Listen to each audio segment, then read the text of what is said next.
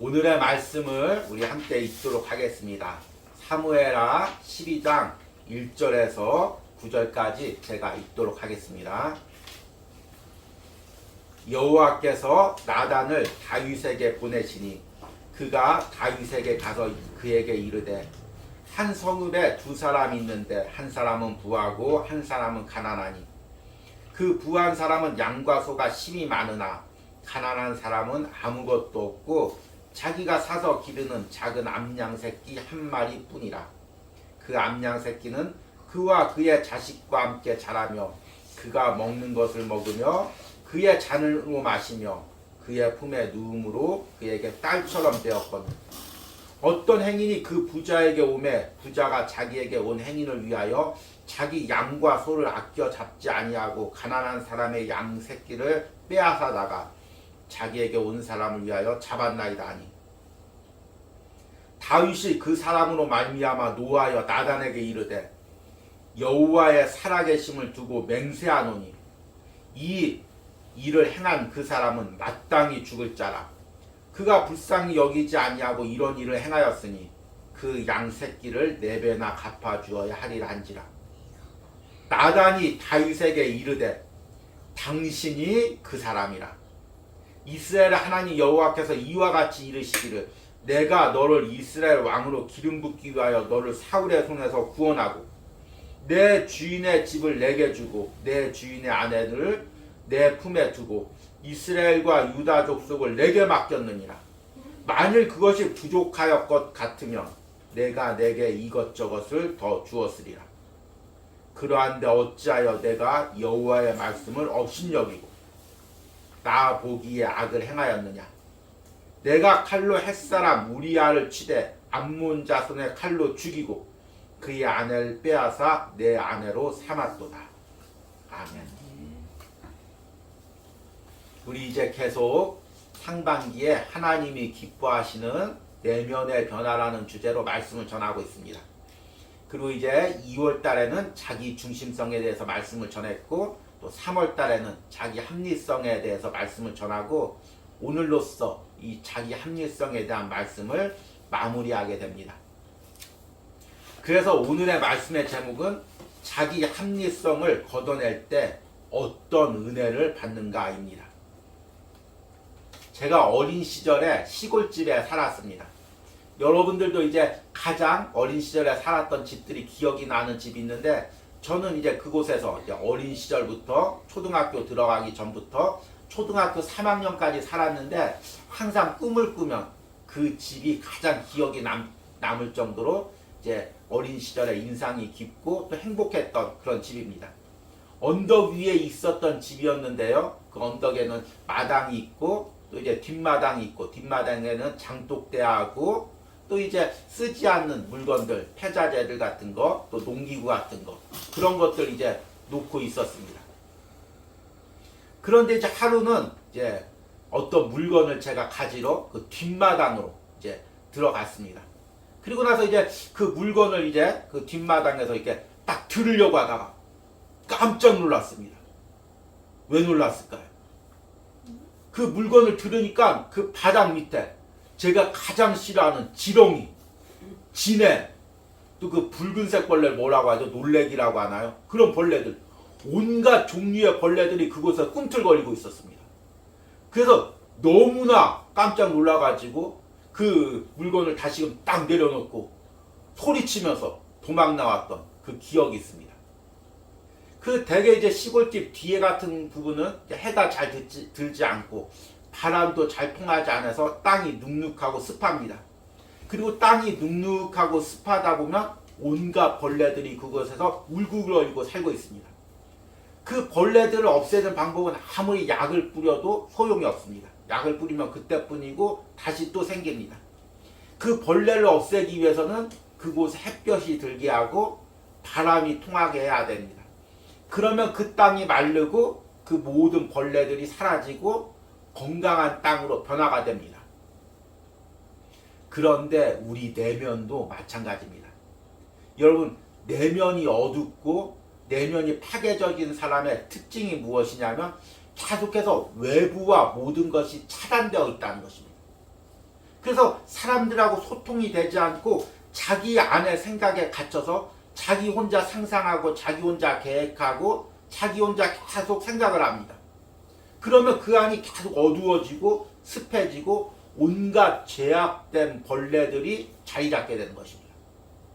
이것이 바로 사탄이 우리들에게 하는 일입니다. 계속해서 하나님의 은혜를 차단시키고 하나님의 말씀을 차단시키고 믿는 사람들과의 소통을 차단시키고 계속 어둡고 습한 곳으로 우리 마음을 몰아넣습니다. 그렇게 되면 그 안에서 계속해서 죄된 생각, 음란한 생각, 파괴적인 생각이 자라나게 됩니다. 그리고 사탄이 그 외부와 차단시키는 가장 중요한 수단이 지금 우리가 말씀을 전하고 있는 바로 자기 합리성이라는 것입니다. 나는 이런 상황인데, 나는 이렇게밖에 할 수 없는데, 내 상황에선 이렇게 생각할 수밖에 없는데 계속 자기 안에만 고립되고 자기 안에만 갇히게 만드는 것입니다. 지난주에 이제 사울왕의 이야기를 하면서 자기 합리성이 어떻게 은혜를 차단하는가라는 주제로 말씀을 전했습니다. 바로 사울왕이 그런 경우죠. 그런데 이제 오늘 말씀은 바로 그 자기 합리성을 걷어내면 어떤 은혜를 우리가 누릴 수 있는가, 이 말씀을 들으려고 합니다. 오늘 말씀에 이제 나와 있는 사람이 다윗 왕입니다. 지난 시간에 사울 왕이 자기 중심성과 자기 합리성의 끝판왕이라고 말씀을 드렸습니다. 그러면 그 반대편에 서 있는 사람이 누구일까요? 다윗 왕이죠. 그런데 우리가 이 다윗에 대해서 묵상할 때 잘못 묵상하는 가장 큰 부분이 무엇이냐면 다윗이 윤리적으로 착했기에, 도덕적으로 착했기에, 율법을 잘 지켰기에, 심지어 성실했기에 하나님께서 그 모습을 보고 다윗을 왕으로 세웠다 생각하는 것입니다. 그래서 우리도 다윗처럼 착하게 도덕적으로 율법적으로 살면 하나님께서 우리를 사용하신다. 이렇게 이제 좀 예전 분들, 특히 목사님들 적용하시는 분들이 많이 있습니다. 참 불편한 말이지만 사울과 다윗이 사실은 다 거기서 거기라는 것입니다. 어떻게 그 하나님께 버림받은 사울과 또 하나님께 마음에 합한 다윗이 다 거기서 거기였을까요? 사울왕도 처음에는 왕이 되기 전에는 매우 겸손한 사람이었습니다. 그래서 왕으로 선출됐을 때 그 행구 뒤에 숨어서 차마 자기를 드러내지 못할 정도로 겸손한 사람이었습니다. 그리고 왕이 되어서는 사무엘 선지자의 지도를 받으면서 그 사무엘 선지자가 가르치는 대로 하나님 말씀대로 살고자 노력을 했습니다. 그런데 어느 정도 자신의 왕이 위치가 세워지고 그리고 자신의 권력이 생기고 누군가가 자신의 권력을 빼앗을까봐 견제하는 순간부터 이제 왕으로서의 탐욕과 자기 중심성이 생기게 됩니다. 그리고 지난주 말씀처럼 자기 멋대로 번제를 드리고 자기 합리성으로 자기 죄를 가리우고 계속해서 이제 파괴적인 생각으로 자기 중심적인 생각으로 나가게 됩니다. 그리고 결국에는 길보아산에서 자신과 가족들과 함께 죽임을 당하게 됩니다. 다윗도 마찬가지입니다. 어려서 겸손히 주님을 섬기고 주님을 따르고 주님의 이름으로 골리앗과 싸우고 동굴에서 사울왕에게 쫓기면서 광야에서도 하나님만을 찾았습니다. 그래서 하나님이 다윗을 왕으로 세워줬습니다. 그런데 인간이란 높은 자리에 올라서 자기 마음대로 할 수 있는 그 권력이 생기면 그 안에 있는 죄성이 올라옵니다. 그 사람이 어떤 사람인지는 그 사람이 높은 위치에 올라가 봐야 합니다. 다 가난하고 연약할 때 열심히 신앙생활하죠. 그런데 정말 그 사람이 물질의 축복을 받고 하나님이 주시는 그 높은 위치에 올라갔을 때 그때도 그 마음을 가질 수 있는가? 이게 이제 그 사람의 신앙의 중심이 되는 거죠. 그런데 다윗도 왕이 되어서 결국에는 이제 밧세바를 자신의 마음대로 취하고 남편이 있는 여자죠. 그 여자를 자기 마음대로 취하고 그 죄를 가리우기 위해서 우리아를 죽였습니다. 죽이는 것도 그냥 죽이는 것이 아니라 아주 이제 치졸한 방법을 사용한 거죠. 이제 자신이 믿는 신복 요압에게 이제 그 연락을 해서 전쟁터에서 암몬 자손의 성을 공격할 때 다 공격하면서 우리아만 빼놓고 다 퇴각하라 이렇게 이야기한 것입니다. 그러니까 이게 사실은 겉으로 보면은 이 우리아가 죽은 게 전혀 다윗이 죽인 게 아닌 것입니다. 그냥 전쟁터에서 죽은 것이 되는 것입니다. 그리고 이제 요압이 우리아가 죽었다고 다윗에게 이제 편지로 연락했을 때도 다윗이 성경에 보니까 이렇게 반응합니다. 전쟁에서 이 사람 저 사람 죽는 것은 자주 일어나는 일이다. 신경 쓰지 말고 계속 전쟁에 임하라. 이렇게 답장을 합니다. 그러니까 사실 우리가 그 존경하는 다윗이지만 이런 부분에서 얼마나 치졸합니까? 요즘의 정치의 어떤 스캔들보다 더 추악하고 더 더러운 일을 행한 것입니다. 그런데 왜 사울은 버림받고 다윗은 계속해서 선택을 받았습니까? 다윗은 바로 자신의 죄가 드러날 때 그 죄를 자기 합리성에 숨지 않고 하나님 앞에 진실하게 드러냈던 것입니다. 그래서 하나님께서 다윗을 선택한 것입니다.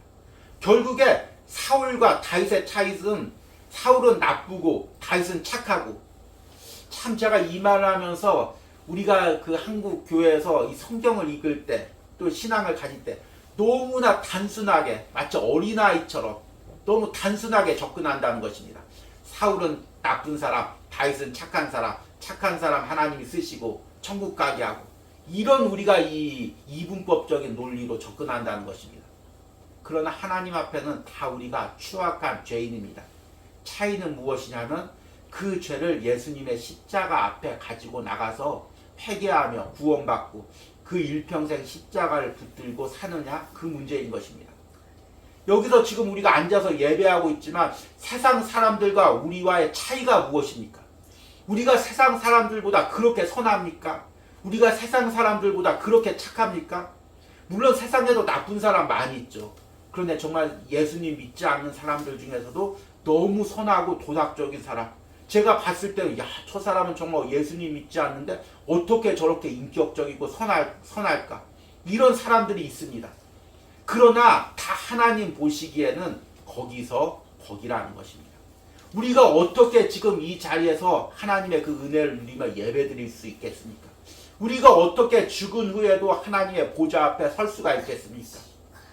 우리의 죄를 인정하고 주님의 십자가 앞에서 기도하고 그 십자가의 보혈로 구원받고 죄 씻음을 받았기에 우리가 당당하게 예배드리고 보좌 앞에 나갈 수가 있는 것입니다.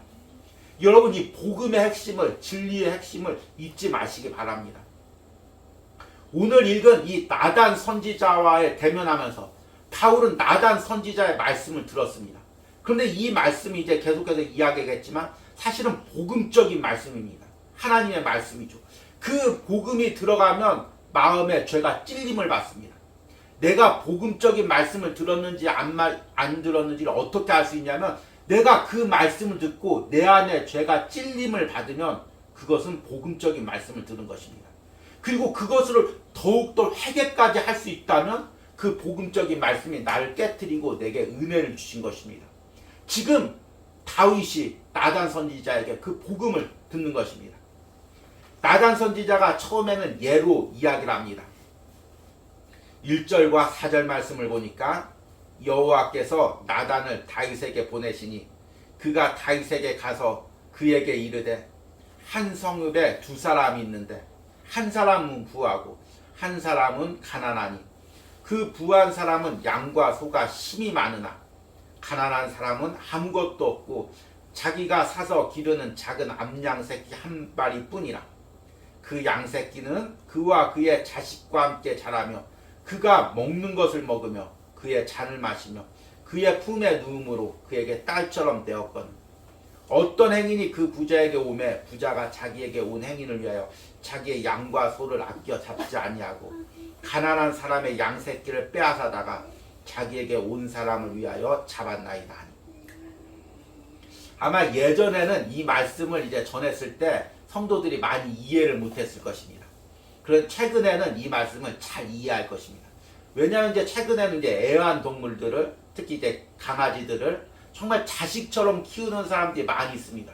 누군가 그 강아지를 빼앗았다가 다른 사람의 음식으로 대접했다고 생각을 해보십시오. 얼마나 분노하겠습니까? 그리고 이 말씀이 이제 어느 정도 더 많이 와닿게 되죠. 그런데 다윗이 이 말씀을 듣고 너무 분노한 것입니다.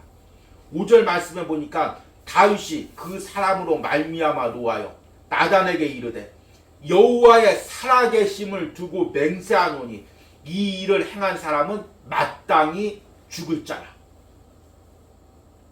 그리고 6절에 그가 불쌍히 여기지 아니하고 이런 일을 행하였으니 그 양새끼를 4배나 갚아주어야 하리란지라. 여기서 양을 4배로 갚아줘야 된다는 것은 율법에 나와 있는 것입니다. 그래서 이제 신명기 율법에 보면 양을 이제 죽이거나 빼앗으면 4배로 갚아주고 소를 죽이거나 빼앗으면 이제 5배로 갚아줘야 됩니다. 이게 이제 율법에 나와 있는 거죠. 율법대로 행하는데 다윗은 거기서 더 분노합니다. 이 사람은 하나님 앞에서 마땅히 죽을 자라. 다윗이 그냥 율법대로 배상해 주라고 이야기하면 될 걸 왜 이렇게 분노할까요? 앞에서 이야기한 그 우리들의 심정과 다윗이 똑같습니다. 왜냐하면 다윗은 어렸을 때 목동이었기 때문입니다.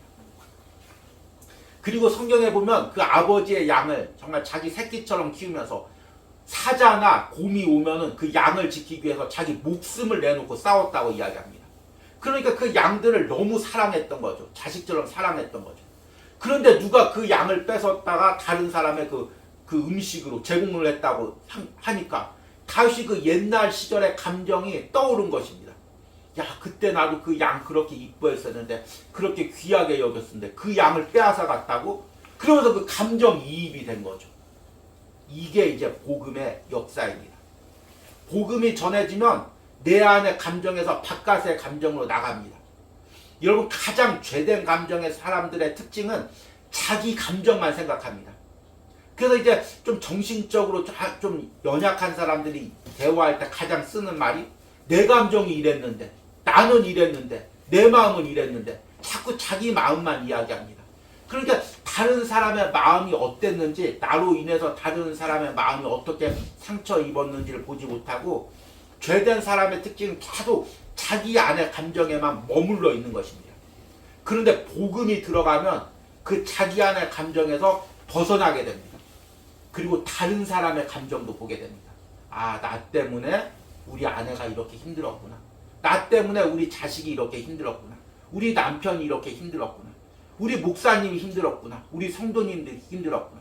더 나아가서 하나님의 마음을 보게 됩니다.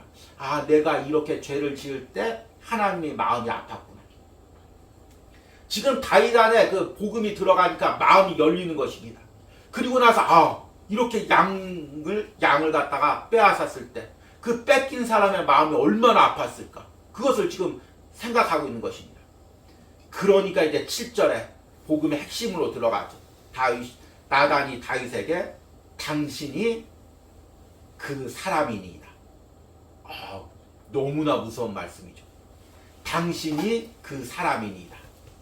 지금 당신이 그렇게 마음 아파하고 그렇게 애절하면서 그 갚아달라고 이야기하는 그 사람이 우리하고 그 양을 빼앗은 사람, 그 사람이 바로 당신입니다. 이렇게 이야기하는 것입니다. 그런데 지금 나단이 분명하게 그 부분을 찝습니다. 9절에 이렇게 이야기합니다. 다윗의 모든 죄를 지적한 후에 마지막으로 9절에 나단이 이렇게 이야기합니다.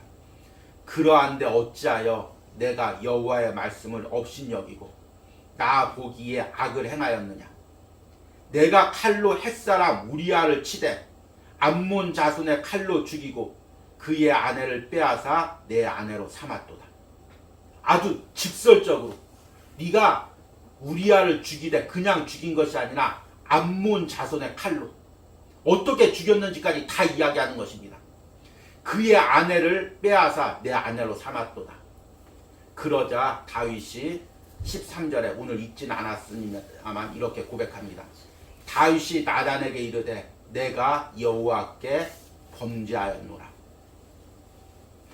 여러분, 오늘 이제 말씀은 13절 한 구절에 다윗이 나단에게 이르되 내가 여호와께 범죄하였나이다. 이 한 구절만 나오지만 우리가 이제 그동안 올해부터 시편 묵상을 하면서 다윗이 이 죄 때문에 얼마나 참회하고 통회했는지를 그 묵상을 통해서 또 이제 제가 묵상을 깊이 전하다 보니까 그 말씀을 더 깊이 이해했을 것입니다. 우리가 지난주에 2주 전에 묵상한 거죠. 시편 38편 1절에서 5절에 다윗이 이렇게 고백합니다. 여호와여 주의 노하심으로 나를 책망하지 마시고 주의 분노하심으로 나를 징계하지 마소서. 주의 화살이 나를 찌르고 주의 손이 나를 심히 누르시나이다. 주의 진노로 말미암아 내 살에 성한 곳이 없사오며 나의 죄로 말미암아 내 뼈에 평안함이 없나이다. 내 죄악이 내 머리에 넘쳐서 무거운 짐 같으니 내가 감당할 수 없나이다. 내 상처가 썩어 악취가 나오니 내가 우매한 까닭이로소이다.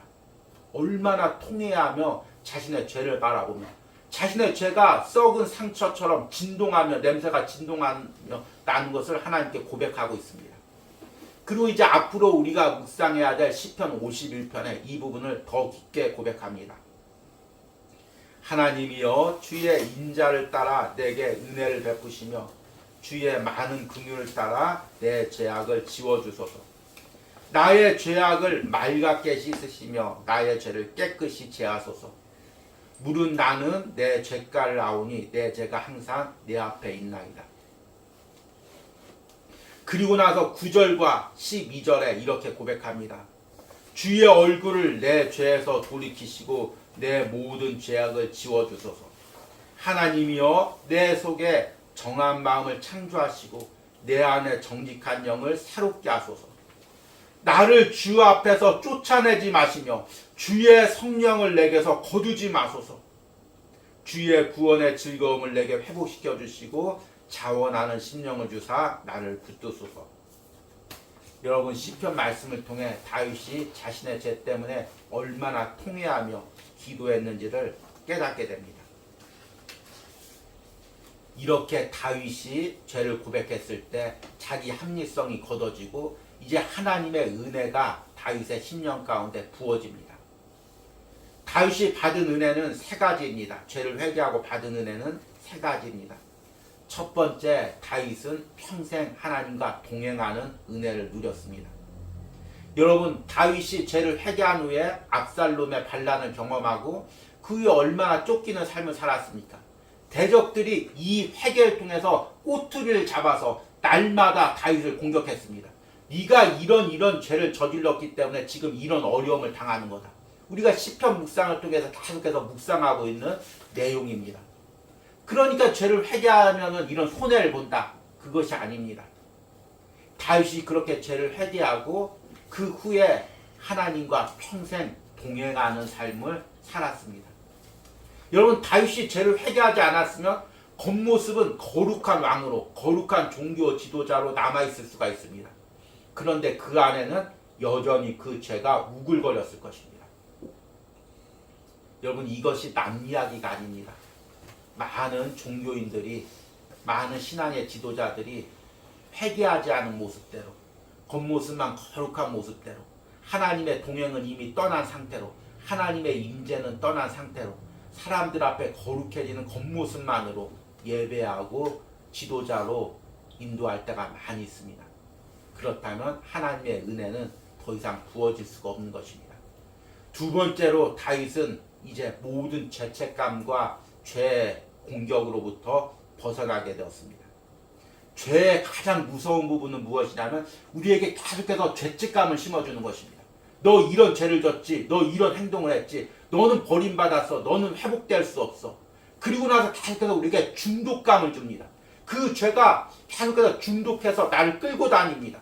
내가 끊어버릴래야 끊어버릴 수가 없습니다. 마치 마약처럼, 마약 중독처럼 우리를 그곳에 끌고 다닙니다.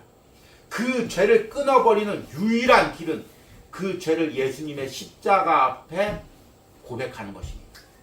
그리고 죄 보혈로, 예수님의 보혈로 그 죄 씻음을 받는 것입니다. 여러분, 성경에 그 이후에 다윗이 이와 같은 범죄를 했다는 내용이 나와 있지 않습니다. 다윗이 그 죄를 끊어버린 것입니다. 주님 앞에 죄를 회개하고 자기 합리성을 걷어내고 솔직히 인정할 때 죄의 사슬로부터, 고리로부터 끊어지는 역사가 일어나는 것입니다. 마지막은 다윗이 영적인 축복을 받은 것입니다. 다윗의 자손들이 대대로 이스라엘의 왕이 되고 그리고 다윗의 후손 중에서 메시아가 나온 것입니다. 여러분 다윗은 이미 죽었는데 그의 후손을 통하여 메시아가 이 땅에 오시는 것이 다윗과 무슨 상관입니까? 그런데 그것이 사실은 다윗의 영적인 축복을 가리키는 것입니다. 여러분 어떤 사람이 하늘나라 올라가서 하나님의 가장 큰 상급을 받겠습니까? 자신 안에 있는 모든 죄와 욕심, 자기 중심성 똘똘 감추고 자신의 인간적인 노력으로 스스로 커다랗게 주의 일하고 부흥시키고 많은 일을 한 사람, 이런 사람이 하나님 앞에 칭찬받고 상급받겠습니까? 아니면 하나님 앞에 일평생 동행하면서 자신의 모든 거짓과 제약을 고백하며 하나님 앞에 진실하게 걸어갔던 사람, 그런 사람이 하나님께 위로와 상급을 받겠습니까? 하나님께서 다윗의 후손 중에서 메시아가 나오게 하신 것은 하나님의 구원의 섭리이기도 하지만 동시에 하나님께서 다윗을 그렇게 영적으로 축복하셨다는 것입니다. 이 말씀을 듣는 여러분들이 바로 이런 축복을 누리시길 원합니다. 이제 말씀을 맺으면서 내가 드려야 할 선택과 결단에 대해서 말씀을 드리겠습니다. 매우 중요한 말씀입니다. 지금 지난주에 전한 그 말씀에서 다윗은 블레셋과의 전쟁 중에서 자기 마음대로 예배를 드렸습니다.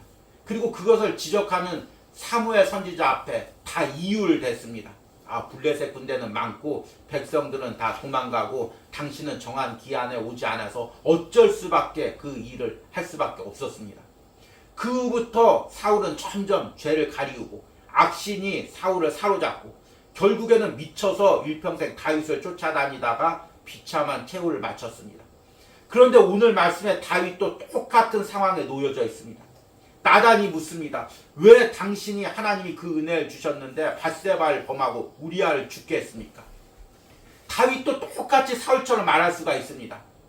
지금 내가 왕인데 나는 외롭고 지금 다 전쟁에 지치고 이 정도야 할 수 있지 않느냐. 그리고 우리아야 전쟁에서 그렇게 싸우다가 죽을 수밖에 없지 않느냐.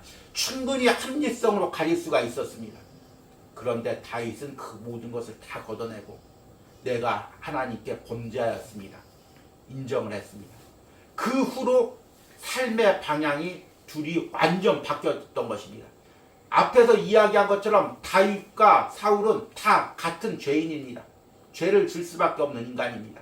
그런데 그 결정적인 순간에 자기 죄를 가리웠는지 자기의 죄를 들여냈는지 그것으로 인해서 그의 인생이 바뀌고 그의 가족들의 인생도 바뀌고 그의 후손들의 인생도 바뀌었습니다. 지금 여러분들이 바로 이런 상황에 놓여 있습니다. 지금 여러분들이 바로 선택과 결단을 해야 됩니다. 지금 여러분들이 바로 사울을 선택하겠습니까? 아니면 다윗의 길을 선택하겠습니까?